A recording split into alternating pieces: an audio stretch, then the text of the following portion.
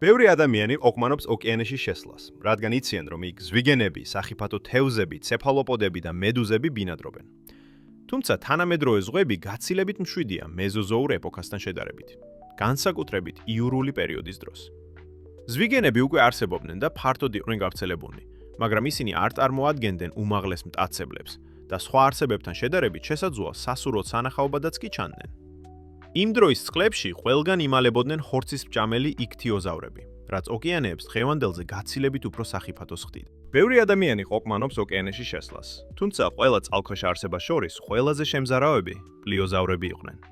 ეს მტაცებელი ზღვის ქვეწარმავლები, რომლებიც პლეზიოზავრების რიგს მიეკუთვნებოდნენ, გამოირჩეოდნენ მასიური თავებით, ნაკადოვანი სხეულებით და მოკლე კისხებით. იურული პერიოდის განმავლობაში ისინი ზღვის უდაო მბრძანებლები იყვნენ და ხშირად უმაღლესი დონის მტაცებლების როლს ასრულებდნენ.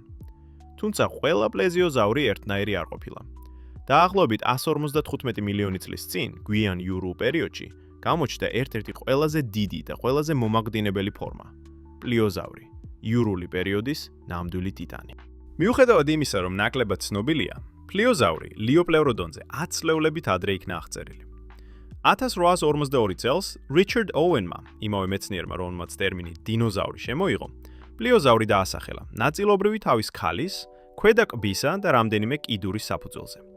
მან სწორად ამოიცნო იგი როგორც გიგანტური პლანტური პლეზიოზავრი, თუმცა შეცდომით მიიჩნია, რომ იგი ნიანგებთან ახლო ნათესაობაში იყო, მისი ნიანგის მაგვარი სხეულისა და თავის ქალის გამო, რამაც სახელწოდებაზეც იმოქმედა.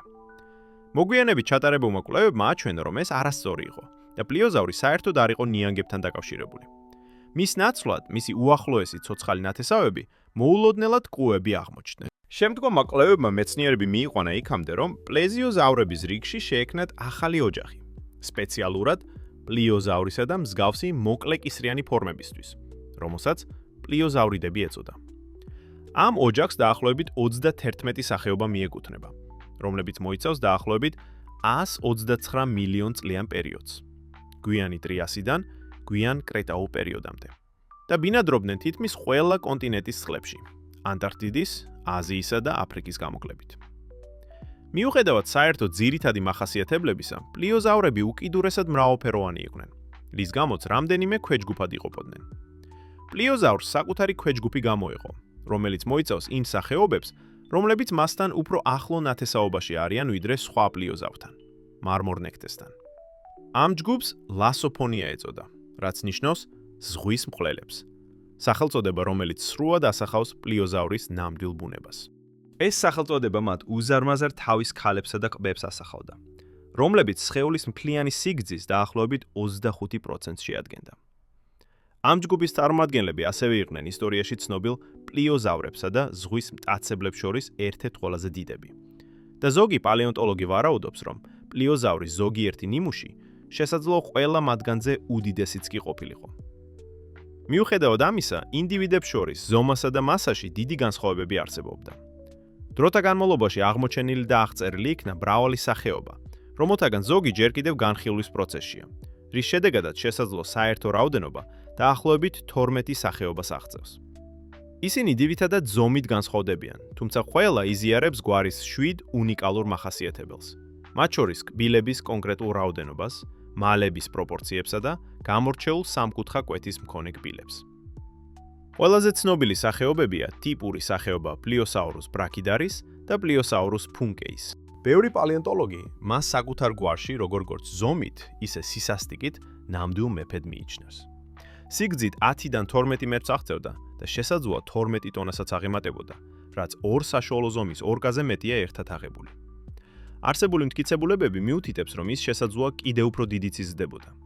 2023 წელს ინგლისში, კიმერიჯის თიხოვანი ფენის ფარგლებში აღმოჩენილმა უზარმაზარმა მალამ ყველა წინა აღმოჩენას გადააჯარბა და მიუთითა პლიოზავრზე, რომლის სიგრძე შესაძლოა 14.4 მეტრს აღწევდა.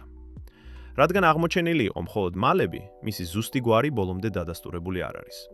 თუმცა მკვლევრები მტკიცედ უჭერენ მხარს პლიოზავრს, ყველაზე მეტად კი პლიოსაურუს ფუნკეის. ამ ზომის დასრული ინდივიდი შესაძლოა 15 ტონასაც აღემატებოდა, რაც მას თავისი გარემოს დომინანტ მტაცებლად აქცევდა და დიდი ალბათობით თავისი დროის ყველაზე დიდ ზღვის მტაცებლადაც. თუმცა იურული პერიოდის კვებად ყოფნას მხოლოდ ზომა არ ყოფნიდა. ამ მხრივ პლიოზავრები სრულყოფილად იყვნენ აღჭურვილი. მათი თავის ქალები ხშირად 2 მეტრზე გრძელი იყო. ამ გიგანტურ ყბებში ათეულობით დიდი, მჭიდროდ განლაგებული, დაკბილული კბილი იყო მოთავსებული კვეთრად გამოხატული მჭრელი კიდეებით, რომლებიც შეძლებდნენ მსხვერპლიდან უზარმაზარი ნაჭრების მოგლეჯას, კიდურების მოწყვეტას, ძლიერ სისხლდენას, შოქსა და სიკვდილს. მათი კბილები ასევე დახრილად იყო განლაგებული ისე, რომ ყბების დახურვისას ერთმანეთს გადაფარებოდა, რის შედეგადაც წარმოიქმნებოდა ძალზე ძლიერი მაკრატლის მაგვარი საჭრელი ეფექტი. ეს კონსტრუქცია თითოეულ ნაკბენს გამანადგურებელს ხდიდა. იმდენად მომაკვდინებელს, რომ სუბუქის შეხებაც კი მძიმე დაზიანებას გამოიწვევდა. პლიოზავრებმა უკიდურესად ძლიერი ნაკბენიც განივითარეს, რასაც ხელს უწყობდა ღრმა და მტკიცე ყბები, მასიური კუნთები და ძლიერი კისერი.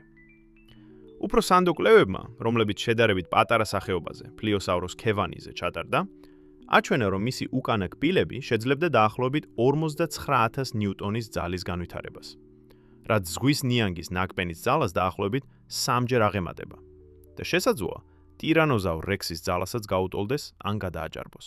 პლიოზავრი სავარაუდოდ თავის გარემოში თითქმის ყველა ცხოველზე ნადირობდა, რადგან მისი ზომა და ნაკბენის ზალა ნიშნავდა, რომ არც ერთი არსება არ იყო ზედმეტად დიდი ან კარგად დაცული. მისი ძირითადი რაციონი დიდი ალბათობით მოიცავდა ცეფალოპოდებს, დიდ თევზებსა და სხვა ზღვის ქვეწარმავლებს, რასაც ადასტურებს ნათესავი პლიოზავრების კუჭის შიგთავსიც, სადაც აღმოჩენილია კალმარების, თევზებისა და ქვეწარმავლების კბილები. შესაძლებელია კანიბალიზმიც, რადგან პლიოზავრები ფართოდ იყვნენ გავრცელებულნი და სავარაუდოდ ერთმანეთს ეჯიბრებოდნენ ტერიტორიაზე, რესურსებსა და პარტნიორებზე. პლიოზავრის კუჭში აღმოჩენილი ქვები მიუთითებს, რომ ისინი შეგნებულად ხლაპავდნენ მათ საკვების დაფქვაში დასახმარებლად.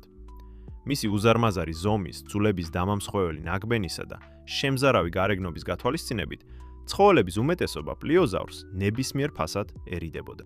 ამის გაკეთება მარტივი არ იყო, რადგან პლიოზავრი სპეციალურად ნადავლის დასაჭერად იყო აგებული. მას ჰქონდა 4 უზარმაზარი და ძალზე ძლიერი ფარფლი, თითოეული 3 მეტრამდე სიგრძის, რომლებიც ზევით ქვევით მოძრაობით წარმოქმნიდნენ უზარმაზარ ბიძგს.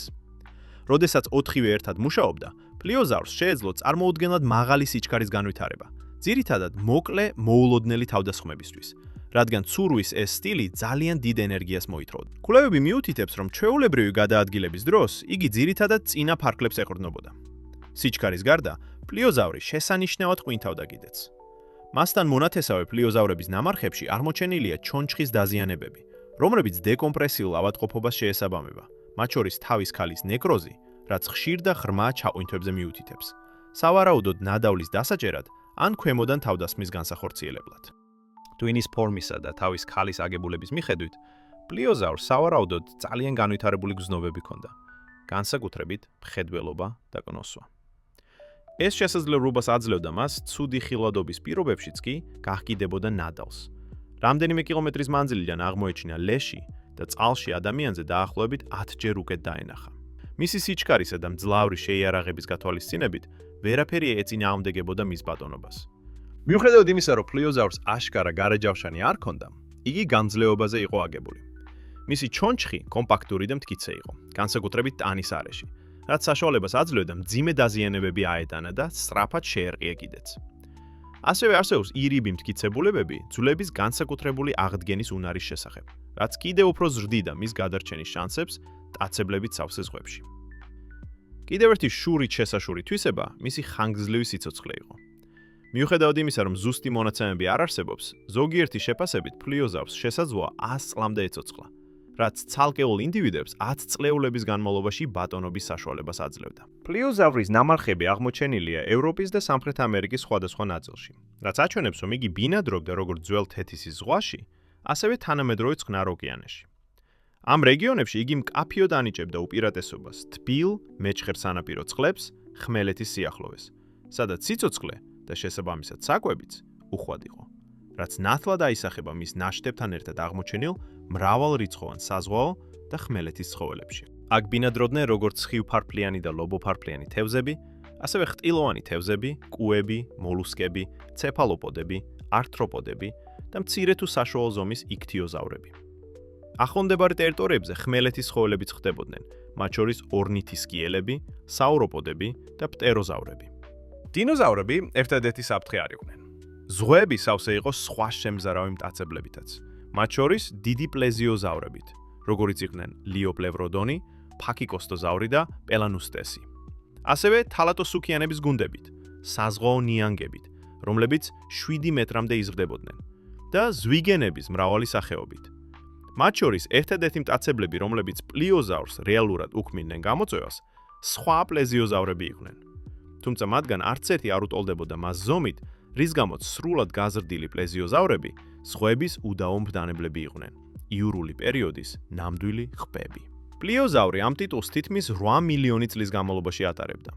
გვიანი იურული ეპოქის დროს დაახლოებით 155-დან 157 მილიონამდე წლის წინ.